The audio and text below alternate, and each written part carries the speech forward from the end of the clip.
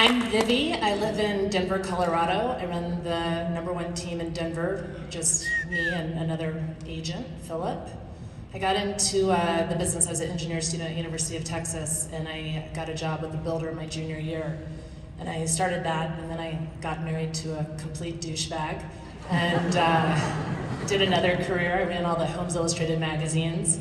And when I finally got my divorce, February 29th, 2008, we were sinking in $1 million worth of debt. I was working 3 full-time jobs, and I got back into real estate in 2009. Right now we have our flagship in the middle of Denver on Broadway and Ellsworth, produce around $100 million a year and in commissions. Each and every one of you has done a high volume of transactions, a high volume of gross sales, and that's why you're here. You're the pros. And I think it's safe to say you're admired by everyone in the room. So would love to have you share one of your best secrets, your pro tip for growing a real estate business with your audience. What can they learn from you? So in 2009, I always had my boys on Mondays and Tuesdays, and then every other weekend we split the kids back then 50-50. And every Monday we made dinner. And so one Monday I made way too much food, and I was like, oh my gosh, what am I gonna do with all of this food?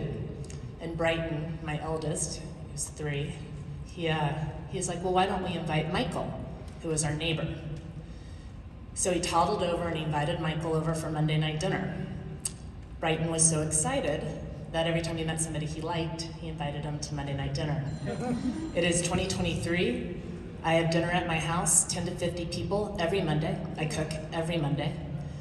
People bring a bottle of wine, they bring their friends who want to buy and sell, but what really was created through all of it was I was able to create community.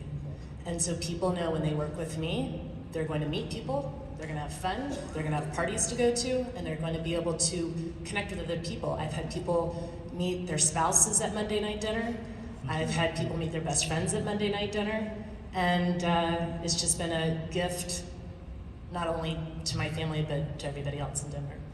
As we sit right here in 2023, what are each of you going to do to take your business to the next level in the next 10 months? Would that work? I started a professional service board. So I got together with one of my lenders in Denver, and we decided that we were going to create a group of 12 professionals. You had to be a business owner or like the CEO of the company. You had to have a minimum of a couple of employees. You had to be in business for a minimum of 2 years.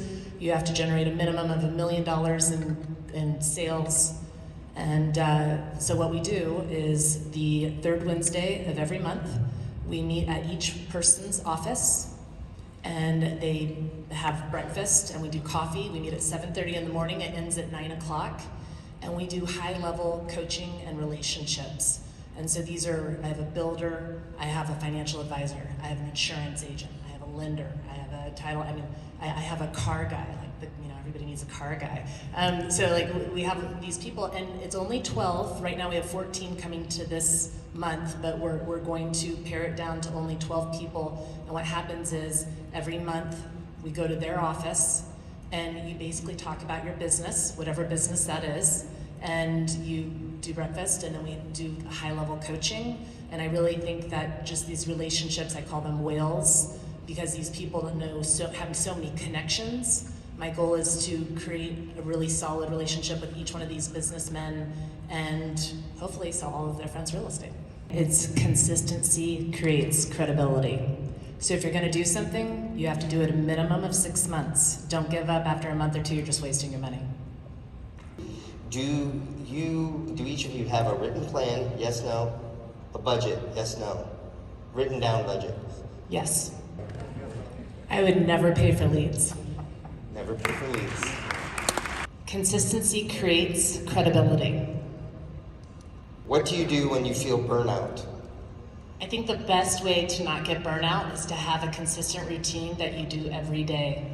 So I wake up every morning between 5 a.m. and 5:30, depending on how late Monday night dinner went.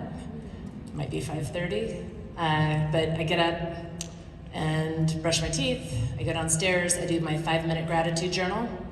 I then meditate for 5 minutes and I see my day. I see me getting contracts, I see me getting listings. I then go exercise, come home, clean up, get to the office, and I do a thing called core training. It's a high-level group of coaching, and we have a greatness tracker, and you have to do certain things. So I have to break bread with 6 people a week. I have to have 12 face-to-faces, that'd be an open house, showing property, etc. I have to have a minimum of 72 good phone conversations with clients. I have to do a minimum of 1 video, 2 events a month, and 20 thank you cards, and it's tracking. And if you can track all of that and you can see your week, because I think what happens in a week is we get busy. We end up listing houses, selling houses, and we're not making our calls, and we're not doing what we need to be doing consistently. And so if you can really come up with a consistent pattern to your business and your day, you're gonna find a lot more success. How do you handle upset clients when it is a situation that you have no control over? Reiterating, I think it's kind of the problem with men, right? Like, men always want to fix everything, and we just want them to actually listen. And I think that's one of the reasons why women rock in real estate, is we tend to be better listeners of our clients.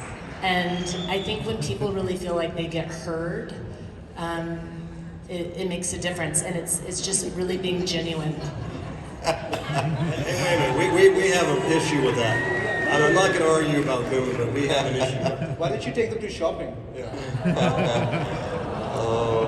Sexist remarks like that will never work.